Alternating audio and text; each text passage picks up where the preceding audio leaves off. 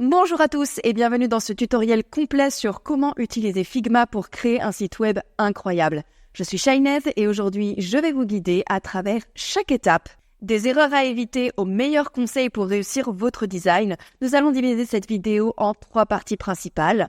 Les erreurs à ne pas commettre, un tutoriel complet sur Figma et les meilleurs conseils pour un super site web avec Figma. On y va, tutoriel complet sur Figma. Donc ça va être un tutoriel détaillé sur comment utiliser Figma pour créer un site web de A à Z. Ce tutoriel pas à pas va vous guider à travers toutes les étapes nécessaires pour maîtriser Figma et créer des designs professionnels. Alors, on va d'abord commencer par présenter l'interface. Donc, il y a effectivement la barre d'outils. Donc, ça, c'est le panneau latéral ici. Donc, et la zone de travail. Donc, la première chose à comprendre dans Figma, c'est son interface utilisateur. Donc, la barre d'outils est située en haut de l'écran, ici même, et contient des outils de base tels que la sélection, les formes, il me semble que c'est ça, voilà, les stylos et le texte. Et cette barre est essentielle pour accéder rapidement aux fonctionnalités de base et aux raccourcis qui vous feront gagner du temps. Ensuite, vous avez la barre d'outils.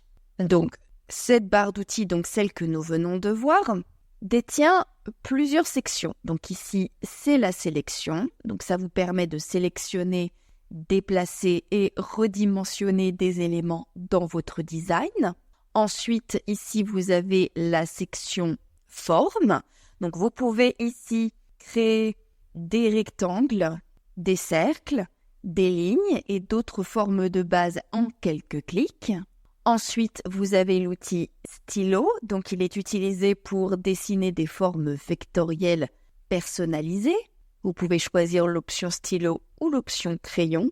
Ensuite, vous avez la section texte, donc vous pouvez utiliser l'outil texte pour rajouter et styliser du texte dans votre design.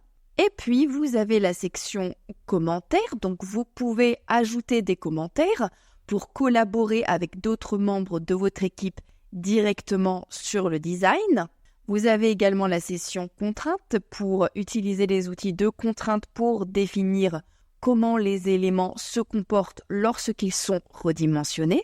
Ensuite, vous avez le panneau de calque qui est ici sur la gauche. Donc pour le moment, il n'y a pas de calque, mais sur la gauche, vous avez des calques qui vont s'afficher et le panneau de calque va afficher la hiérarchie de tous les éléments de votre design. Donc ce panneau vous permet de voir la structure de votre projet et de gérer les éléments en les réorganisant ou en les regroupant.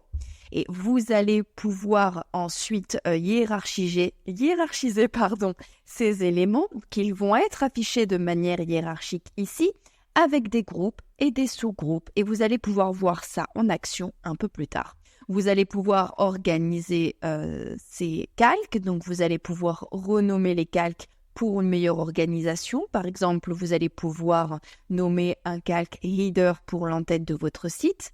Et puis, pour la visibilité, vous allez pouvoir masquer ou verrouiller des calques pour vous concentrer sur des parties spécifiques de votre design.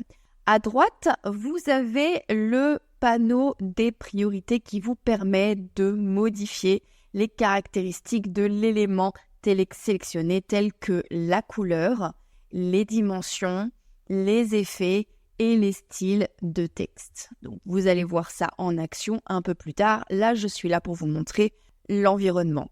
Donc, vous allez pouvoir également changer ici les polices. Vous allez également pouvoir changer les polices, les tailles, les couleurs, l'interlignage et l'espacement des lettres. Vous allez pouvoir appliquer des couleurs solides ou alors des dégradés linéaires ou radicaux. Et vous allez pouvoir également ajuster l'opacité. Vous allez pouvoir changer des effets, vous allez pouvoir ajouter des ombres portées, des flous et d'autres effets pour améliorer l'apparence de vos éléments. Ici, c'est la zone de travail. La zone de travail principale est où vous placez et manipulez vos éléments de design. Vous pouvez zoomer et dézoomer, Je ne sais pas si on voit là que je suis en train de zoomer et dézoomer, pour travailler sur des détails ou obtenir une vue d'ensemble de votre projet. Pour le zoom, vous allez pouvoir utiliser des raccourcis clavier comme commande plus contrôle et plus, ou alors commande plus contrôle et moins pour zoomer et dézoomer. En ce qui concerne la navigation, vous pouvez utiliser la main ici pour naviguer facilement dans la zone de travail. Et en ce qui concerne les guides qui sont, il me semble, ici, vous allez pouvoir les utiliser pour aligner les éléments avec précision. Alors, comment créer un nouveau projet? Comment démarrer un nouveau fichier de design? Pour créer un nouveau projet dans Figma, vous allez commencer par ouvrir l'application, cliquez sur le bouton New File, donc New File. Cela ouvrira une nouvelle fenêtre de design vierge et vous pouvez également importer des fichiers existants si vous souhaitez travailler sur des designs déjà commencés. En ce qui concerne la sauvegarde et le nommage, une fois que vous avez créé un nouveau fichier, on va essayer d'en faire un maintenant. Insert. Voilà, on va insérer un fichier. Une fois donc que vous avez créé un nouveau fichier, il est important de le sauvegarder immédiatement et de le nommer de manière appropriée. Une bonne pratique consiste à inclure la date et une description concise du projet dans le nom du fichier pour une identification facile plus tard. Par exemple, ici, vous allez pouvoir, par exemple, noter la date. Nous allons dire que nous sommes le 10 juin. Ce n'est pas vrai, mais aujourd'hui, nous allons dire que nous sommes le 10 juin. Donc, le 10/06/2024. Votre nom, moi je mets Sophie et je mets site web. Voilà. Et là, vous pouvez directement enregistrer. En ce qui concerne les paramétrages des dimensions de la page, une fois que vous avez un fichier ouvert, il est important de définir les dimensions de votre page de design. Alors là, vous allez cliquer sur le frame, à savoir la bordure du document, qui est ici, et vous allez aller dans le panneau de droite pour définir les dimensions les dimensions en pixels. Donc ici, pour un site web, les tailles communes sont de 1440 pixels de large pour les écrans de bureau et 375 pixels de large pour les mobiles. Vous pouvez également définir des dimensions personnalisées en fonction des besoins spécifiques de votre projet. Donc ici, vous allez pouvoir, par exemple ici, vous avez des dimensions qui ressemblent beaucoup aux dimensions d'un site web. Alors, vous pouvez cliquer sur Frame pour sélectionner. Donc, dans le panneau des propriétés sous Frame, vous ajustez les dimensions selon vos besoins et spécifiques. Par exemple, vous pouvez définir une largeur de 1920 pixels pour un site web en plein écran. Donc, si vous regardez ici que vous faites défiler, vous allez avoir plusieurs dimensions présélectionnées, mais vous pouvez également établir des dimensions personnalisées et à ce moment-là, vous pouvez les noter ici. Vous avez aussi la possibilité ici de regarder le format horizontal et le format vertical. Donc celui-là sera plutôt intéressant pour le format téléphone. Voilà. Et donc ici, vous allez pouvoir en fait établir les dimensions personnalisées de votre design. En ce qui concerne les grilles et les guides, vous pouvez utiliser les grilles pour vous aider à aligner les éléments de manière cohérente. Donc vous pouvez ajouter une grille en allant dans le panneau de propriété et en cliquant sur Layout Grid. Et vous allez pouvoir choisir une grille de colonnes, de lignes ou de carrés. Alors c'est ici, normalement. Vous pouvez également configurer une grille de colonnes avec une gouttière et des marches pour un design structuré. Et en ce qui concerne les guides, vous pouvez faire glisser les guides depuis les règles pour définir des repères visuels supplémentaires. Donc ici, il s'agit des roses. Donc ici, comme vous pouvez le voir, il s'agit en fait des lignes roses. Alors, l'utilisation des frames. Donc je vais vous expliquer ce que sont les frames et leur utilité. Les frames sont des conteneurs pour des éléments de design. Ils vous permettent de regrouper des éléments liés et de les organiser de manière logique. Par exemple, vous pouvez utiliser des frames pour séparer les différentes sections de votre site web, comme l'entête, le corps et le pied de page. Cela rend le design plus facile à gérer et à naviguer. Vous pouvez également avoir des frames imbriqués. Donc, utiliser des frames améliore également la réactivité de votre design, car chaque frame peut être ajusté indépendamment pour différents appareils. Les frames peuvent contenir d'autres frames, ce qui vous permet de créer des structures complexes et hiérarchisées pour des designs plus sophistiqués. Par exemple, vous avez ici un frame principal pour la page entière contenant des frames pour chaque section. Voilà, par exemple, ici c'est un frame, ici c'est un frame. Donc pour créer un frame, vous allez dans l'outil frame dans votre zone de travail pour définir une section de votre site. Et là, comme vous le voyez, il y a une croix qui apparaît. Donc vous allez pouvoir dessiner un frame sur votre zone de travail pour définir une section de votre site. Vous allez par exemple pouvoir également dupliquer ce frame pour créer d'autres sections et ajuster leurs dimensions selon vos besoins.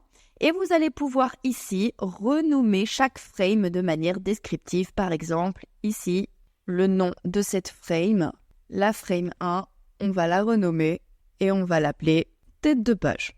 Voilà. Donc pour créer un frame, ça c'est fait déjà.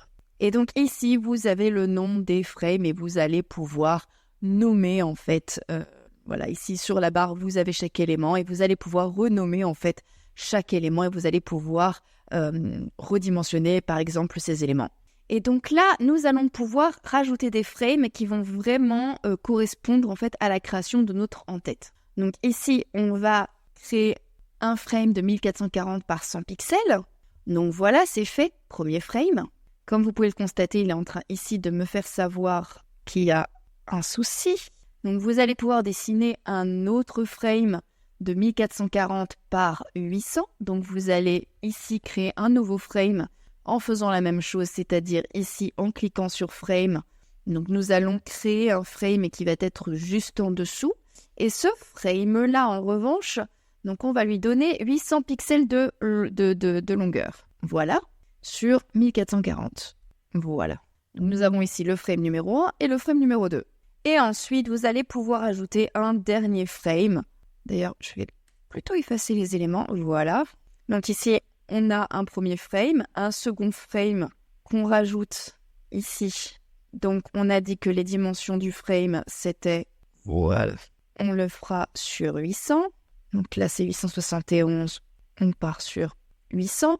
Et enfin, donc là, on va d'ailleurs un petit peu le... Voilà. C'est là où les cadres sont très intéressants. Et enfin, le dernier pour le pied de page. On va refaire un dernier frame comme ceci. Donc pareil, on va tâcher de les aligner, de bien les aligner. Et là, on va faire un frame de environ 200 pixels de hauteur. Donc là, je mets 200 pixels de hauteur sur 1400 pixels de largeur. Vous pouvez personnaliser en ajoutant des arrière-plans, des bordures et des ombres au frame pour les distinguer visuellement. Et vous pouvez également utiliser des couleurs différentes pour chaque section pour faciliter le travail. Donc ici, par exemple, vous allez pouvoir changer la couleur en mettant la couleur que vous souhaitez, par exemple. Ici, vous allez aussi pouvoir ajouter des textes, des images et des icônes. Alors pour ce faire, vous allez devoir sélectionner ici l'outil texte. Vous allez cliquer sur la zone où vous souhaitez ajouter du texte. Donc ici, c'est l'opacité du texte et ici, c'est la couleur du texte. Donc ici, vous allez pouvoir personnaliser beaucoup de choses en ce qui concerne le texte, à savoir la taille, la couleur, la police. Donc pour la taille, c'est ici. Alors je l'ai mis du coup en français. Vous allez avoir tout simplement l'option de rendre votre texte gras, de votre texte italique avec plus ou moins de possibilités. Vous allez pouvoir également ici corriger la dimension. Vous allez ici pouvoir changer la couleur du texte. Vous allez également pouvoir changer le font du texte, c'est-à-dire... pas le font, pardon. Vous allez ici pouvoir changer le degré de transparence du texte. Est-ce que vous voulez un texte transparent, très transparent? Est-ce que vous voulez un texte avec plus ou moins de couleurs? Vous pouvez par exemple ici moduler en fait justement les nuances de couleurs et vous pouvez ici nuancer si vous voulez un schéma solide ou si vous voulez en fait des couleurs un dégradé, pardon, c'est ça le mot que je cherchais, un dégradé de couleurs. Vous allez également pouvoir corriger l'alignement dans le panneau. Donc là ici, comme vous le voyez, vous avez la possibilité de modifier son alignement. Vous pouvez également avec les contraintes ici, modifier l'alignement plus ou moins grâce à la barre latérale de droite. Maintenant, pour l'ajout des images, vous allez pouvoir glisser une image depuis votre ordinateur dans le frame souhaité. Donc, vous allez pouvoir aussi ajuster la taille et la police de l'image. Vous pouvez ici donc télécharger une image. Donc, on va imaginer cette image. Donc, vous allez pouvoir la redimensionner par rapport au frame. Donc, ici, les dimensions de mon image sont beaucoup trop grande, donc je vais la mettre sur 8 pixels, voilà, donc elle sera un petit peu plus petite. Donc si je veux rajouter une image dans un des frames que je veux, je peux le faire, bien évidemment. Tiens, d'ailleurs, par exemple, j'ai envie ici de rajouter une petite image. Donc admettons que dans ce cadre, j'ai envie de rajouter une image. Voilà, donc je mets l'image et l'image va être rajoutée. Donc apparemment ici, l'image est très grande. Il va falloir clairement que je la redimensionne, parce qu'elle fait 4000 pixels, donc on va la mettre à 1000 pixels, elle sera beaucoup plus petite. Et on va pouvoir la rendre visible. Voilà. Vous allez aussi pouvoir ajouter des icônes, et ça va se faire avec le plugin Iconify depuis les menus des plugins. Alors, pour les icônes, vous allez pouvoir utiliser des plugins comme Iconify, donc à partir du menu des plugins. Donc, vous allez pouvoir ensuite rechercher des icônes spécifiques et vous allez pouvoir les faire glisser dans tout simplement dans votre projet. Donc, on va mettre Smile. Vous allez avoir ici des icônes et vous allez pouvoir les glisser, déposer. Et donc là, comme vous le voyez, il y a le petit icône ici qui apparaît. Donc, vous avez mis en place un icône. Ensuite, vous allez pouvoir utiliser la bibliothèque de composants et des plugins. Donc, vous allez pouvoir créer des composants réutilisables pour des éléments courants comme des boutons, des cartes de contenu et des formulaires. Cela vous permet de maintenir la cohérence et de gagner du temps. Pour créer un composant, vous allez devoir sélectionner l'élément, faire un clic droit et choisir « Créer un composant » comme ceci. Vous pouvez ensuite utiliser ces composants dans différentes parties de votre projet et les mettre à jour facilement. Alors, Figma, en ce qui concerne les plugins, Figma propose de très nombreux plugins pour améliorer votre flux de travail. Donc, pour installer un plugin, il vous faut vous rendre dans le menu ici des plugins. Vous allez aller dans Manage Plugins et vous allez pouvoir avoir plusieurs plugins ou chercher des plugins. Et là, dans les composants, ici, comme vous le voyez, la photo que j'ai mis dans les composants apparaît. Ici, vous avez donc les plugins. J'ai installé Iconify, mais vous en avez d'autres qui sont disponibles et vous pouvez également parcourir davantage les plugins pour voir ce que vous avez à disposition et qu'est-ce qui sera le plus intéressant pour vous. Donc ici, vous allez dans Parcourir dans la communauté et vous allez avoir toute une sélection de plugins qui est adaptée à vos besoins. Alors, maintenant, nous allons parler du prototypage. Donc, vous allez pouvoir créer des liens interactifs dans différentes pages de sélection. Par exemple, sélectionnez quelque chose que vous souhaitez rendre interactif. On va imaginer que l'on veut que quand quelqu'un clique sur cette photo, il ait accès à quelque chose. Vous allez dans l'onglet de droite, vous cliquez sur Prototype et vous cliquez ici sur le cercle bleu qui est sur le côté de l'élément. Vous faites glisser une ligne de connexion vers le frame ou l'écran cible. Par exemple, vous pouvez ici, en cliquant, atterrir sur le pied de page. Et ensuite, vous pouvez aller sur On-Click pour naviguer, c'est-à-dire que lorsque vous cliquez ici, vous atterrissez directement sur le pied de page. Et vous pouvez choisir ensuite l'action appropriée comme Navigate to. Ensuite, pour les paramètres des interactions, vous pouvez ajuster les paramètres de transition, comme la durée et le type de l'animation. Et vous pouvez tester les interactions en mode prototype pour vous assurer qu'elles fonctionnent comme prévu. Ensuite, vous pouvez inviter d'autres utilisateurs à voir et à commenter le design. Donc pour cela, vous cliquez sur le bouton Share qui est juste ici. Vous pouvez adresser des emails à des collaborateurs ou par exemple à vos amis et vous pourrez choisir ensuite les permissions. Donc là, par exemple, dans les paramètres, n'importe qui possède le lien vers cette page peut le voir. mais vous pouvez également changer ici en disant seulement les personnes qui ont été invitées et vous pouvez rajouter à ce moment-là des emails avec des gens qui vont recevoir des invitations pour avoir accès à votre page. Et vous allez choisir si quelqu'un peut juste voir, peut éditer. C'est-à-dire que si quelqu'un peut éditer, en fait, ici, qu'elle édite votre page, cette personne peut directement, à partir de son propre compte, modifier votre propre page. Et vous pouvez également, à ce moment-là, utiliser les commentaires pour recevoir des retours en temps réel. Et les collaborateurs peuvent laisser des commentaires directement sur ce design, ce qui facilite la communication et la révision. Ensuite, vous pouvez intégrer des feedbacks dans le design. Donc, pour ce faire, vous consultez les commentaires laissés par les collaborateurs en cliquant sur les bulles de commentaires dans votre design. Vous pouvez répondre aux commentaires et apporter des modifications nécessaires en fonction du feedback reçu. Et vous pouvez mettre à jour votre design en tenant compte tout simplement des suggestions que l'on vous donne. Et vous pouvez vérifier que toutes les modifications ont été intégrées correctement. Alors, comment est-ce que l'on gère les commentaires ? On va dire, admettons que j'ai mis un commentaire ici, un deuxième commentaire ici. J'aime pas. Donc là, on a mis un commentaire pouce en bas. Là, on a mis un commentaire de personne contente. Là, il y a une faute d'orthographe. Voilà. Donc, vous pouvez cliquer sur les bulles de commentaires pour voir les retours. Vous pouvez même répondre aux commentaires ici. Vous allez pouvoir ensuite apporter les modifications nécessaires en fonction des commentaires reçus et vous allez pouvoir tester à nouveau le design après avoir intégré les suggestions pour vous assurer que tout fonctionne comme prévu. Maintenant, nous allons voir les erreurs à ne pas commettre, d'accord ? Donc, commençons par les erreurs les plus courantes que font les débutants en utilisant Figma. Éviter ces erreurs vous aidera à gagner du temps et à produire des designs de meilleure qualité.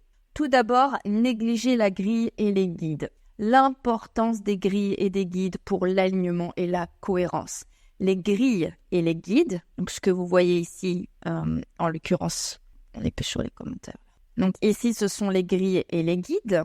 Ce sont des outils essentiels pour assurer l'alignement et la cohérence de votre design. Sans une grille bien définie, vos éléments peuvent sembler désordonnés et non professionnels. Les guides vous aident à maintenir un espacement constant et à aligner les objets de manière précise. Cela améliore non seulement l'apparence de votre design, mais facilite également la navigation pour les utilisateurs. Donc, vous pouvez activer les grilles en cliquant sur View. Normalement, ici, vous avez Rulers, donc elles peuvent disparaître, Rulers Hidden, ou vous pouvez les faire apparaître en allant sur Views, Rulers, et là, elles sont visibles et apparaissent. Alors, on utilise des couleurs incohérentes. Ça, c'est la deuxième erreur à ne pas commettre. Il est très important de définir une palette de couleurs dès le début.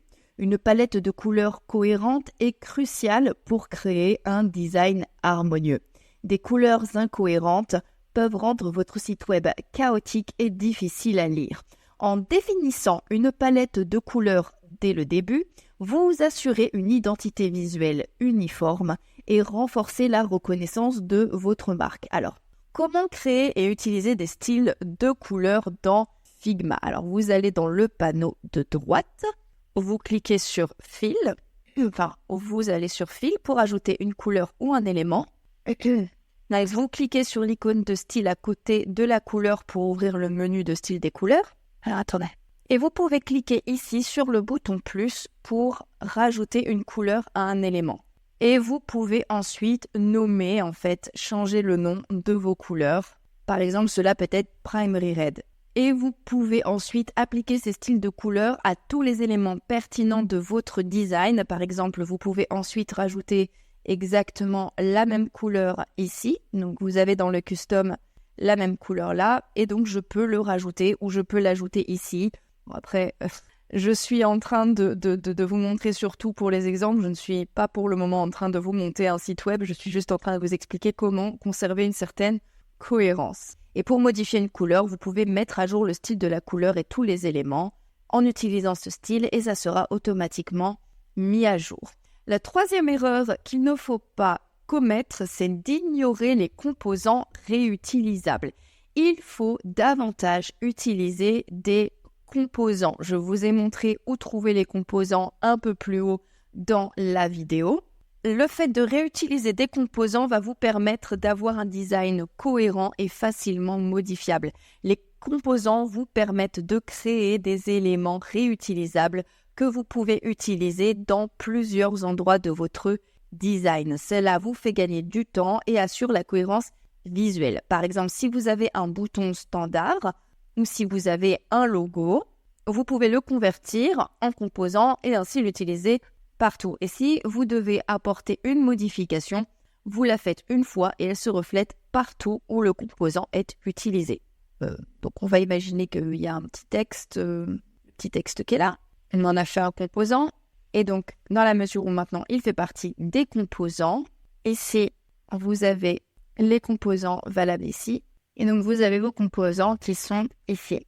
Une autre erreur à ne pas faire, c'est d'oublier de tester la réactivité. Donc, il est important de tester la responsivité, la réactivité du design parce qu'un site web doit être accessible et utilisable pour divers appareils, des téléphones portables aux ordinateurs de bureau. Et négliger le design responsive peut entraîner une mauvaise expérience utilisateur sur certains appareils. Assurez-vous que votre design s'adapte bien à différentes tailles d'écran et résolutions. Alors, comment utiliser les options de redimensionnement et les points d'arrêt dans Figma? Donc, vous sélectionnez le frame que vous souhaitez rendre responsive, donc on va dire celui-ci, et vous ajustez la disposition pour différentes tailles d'écran. Vous pouvez utiliser les auto-layouts, donc vous pouvez utiliser les options de redimensionnement, donc ici, et vous pouvez ainsi ajuster des points d'arrêt en dupliquant le frame et en ajustant la disposition pour différentes tailles d'écran. Là, on peut dupliquer. Vous pouvez utiliser aussi les auto-layouts pour créer des layouts flexibles qui s'ajustent automatiquement lorsque vous modifiez la taille du frame. Une autre erreur à ne pas faire, c'est ne pas organiser ses fichiers. Donc un conseil pour garder ses fichiers et ses calques bien organisés, une bonne organisation de fichiers et des calques facilite le travail en équipe et permet de retrouver facilement les éléments nécessaires. Un fichier bien organisé est également plus facile à maintenir et à mettre à jour.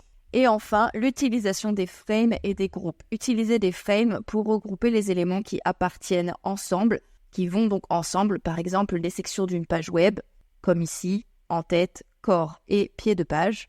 Et utiliser des groupes pour organiser des éléments similaires à l'intérieur d'un frame.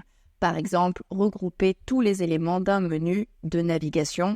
Vous pouvez aussi nommer vos frames et les groupes de manière ici descriptive pour faciliter la navigation. Et enfin, vous pouvez utiliser des couleurs et des étiquettes pour différencier les sections et les éléments importants. Maintenant, des conseils pratiques. Alors, le premier conseil que je vais vous donner, c'est d'utiliser les bibliothèques de design. Avantage des bibliothèques partagées pour la collaboration en équipe. Les bibliothèques de design partagées sont des ensembles de styles, de composants et de ressources graphiques accessibles à toute l'équipe. Elles permettent par exemple de maintenir la cohérence visuelle, donc l'uniformité des éléments. Donc les bibliothèques assurent que tous les membres de l'équipe utilisent les mêmes composants et styles, en évitant ainsi des incohérences dans le design. La facilité de mise à jour, les mises à jour apportées aux composants et aux styles dans la bibliothèque se propagent automatiquement à tous les fichiers qui les utilisent. Vous pouvez gagner du temps en réutilisant des composants, comme je vous l'ai dit plus tôt, plutôt que de créer les mêmes éléments à chaque nouveau projet. Vous pouvez réutiliser des composants existants, ce qui accélère le processus de design. La standardisation, donc la standardisation des éléments permet aux nouveaux membres de l'équipe de se familiariser rapidement avec des composants et styles utilisés, et cela va vous permettre d'améliorer la collaboration.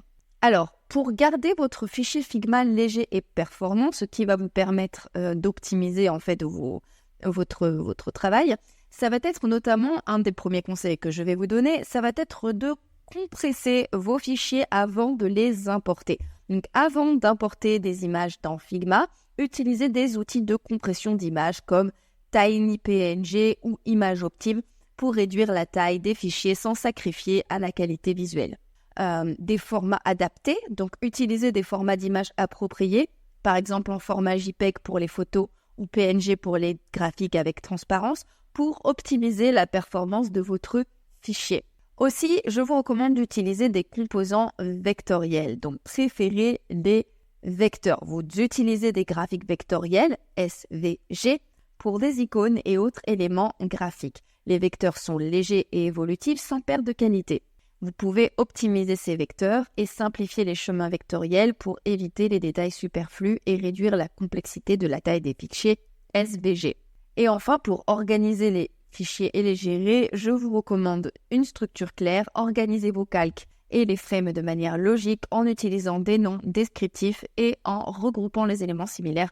Une bonne organisation facilite la navigation et réduit le temps de chargement.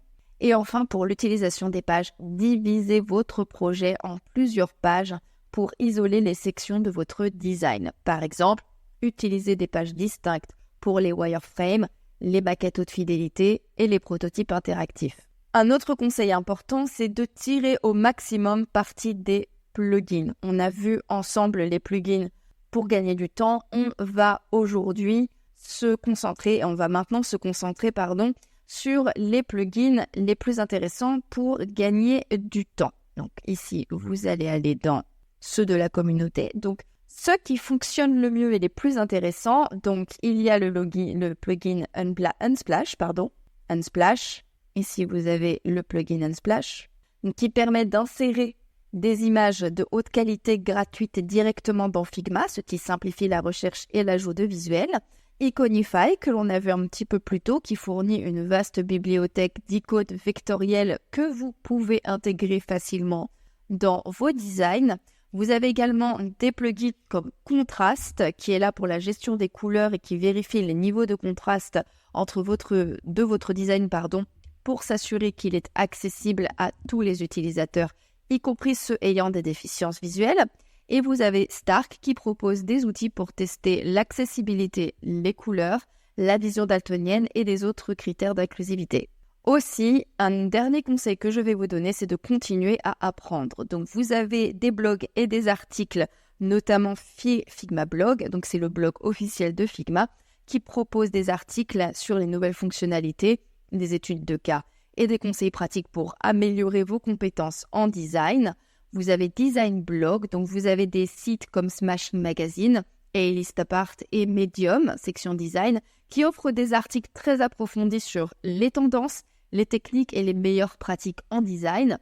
Et puis, vous avez des tutoriels avancés sur YouTube, notamment avec de nombreux créateurs de contenu sur YouTube qui proposent des tutoriels avancés sur Figma pour couvrir des sujets tels que le prototypage interactif, les animations et les astuces de productivité. Et puis enfin, vous avez des plateformes de cours en ligne, des plateformes comme Udemy, Coursera et LinkedIn Learning, qui proposent des cours complets sur Figma, allant des bases aux techniques avancées.